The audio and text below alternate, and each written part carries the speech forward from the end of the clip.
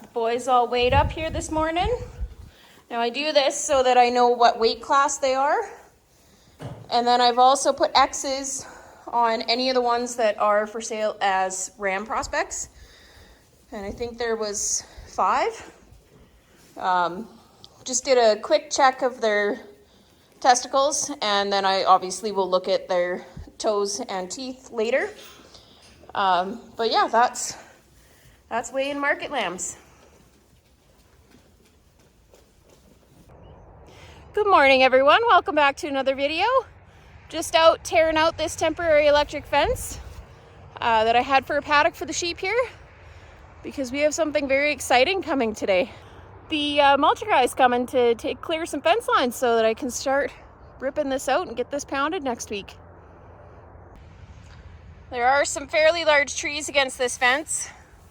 Now I could hand pound the posts in, but getting the page wire through is going to be pretty much, impossible. I shouldn't say impossible, it'll just take a long time. Then I could hand cut these, there's so many different I coulds. What I think will be the easiest, and for future of managing and maintaining this fence, just gonna cut a path through here so that I can get the truck through with the post pounder, and then all these trees will be cleared out of this fence so that I can replace it with a new fence. This is, well, you can see here, we live right next to the tracks here. So some of these posts are pretty burnt. There's like 9 wires and random page wire.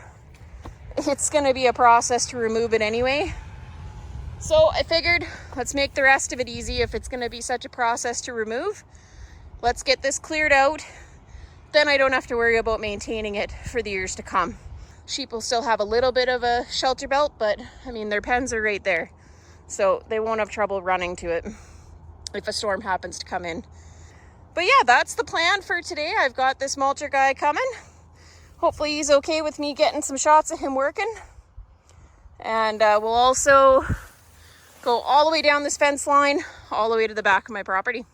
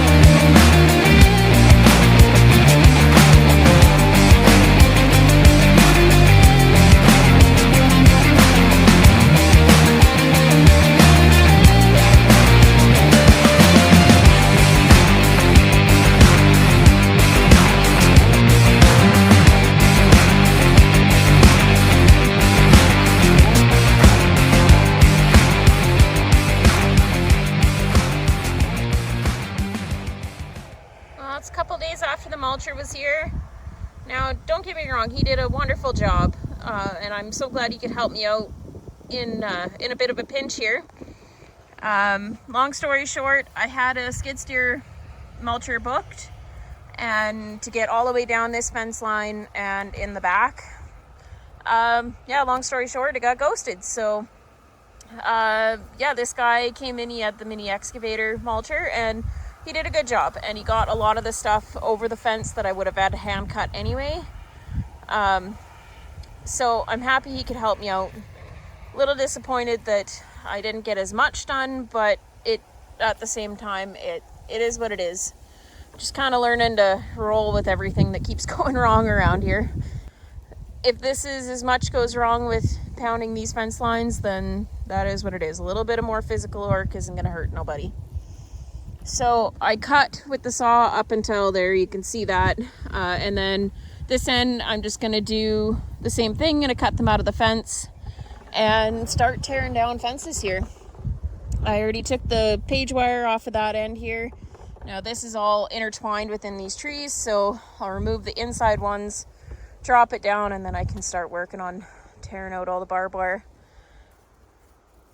For the most part, this stretch of fence has 9 wires. There's some sections that have 12, you know, and then obviously this page wire on the outside. Yeah, so I'm gonna start cutting down some trees and pull this page wire down all the way to the cross fence where it's going to go across to that other new fence that I put in. And what the idea behind that is that if I can get this cross fence or this perimeter fence done and that cross fence, then I will feel a little bit better about not having animals get out. And then what I'll do is I'll tear down the next section of perimeter fence and the final cross fence going across in order to get that section done as well. So the sheep are out here right now, but they're on their last day of that last pen of the rotation back there, and they're going to move up there. But the problem is that if I don't get all of the fencing done before they run out of pasture up there, I have to put them back here onto this rotation. So if I don't have it done, I'm taking a pretty big chance that I've got them in only perimeter or in electric wire along this highway, and that makes me really nervous. So going to let them have their last day in that final pen back there and move them up to the front pasture, and they'll have, I believe it's 10 days if the grass stays like I should. If they end up eating those newly seeded paddocks a little too quickly, I might have to move them a little quicker. So yeah, I have a 8 to 10 day window.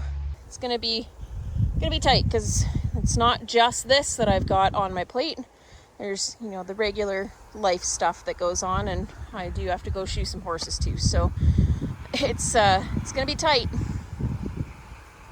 Yeah, I was really thankful for him to be able to fit me in when he did. Otherwise, it would have been middle of August before any of this mulching got done, and it would have been a lot of work to remove all of this by hand just to be able to get the truck and post pounder through here.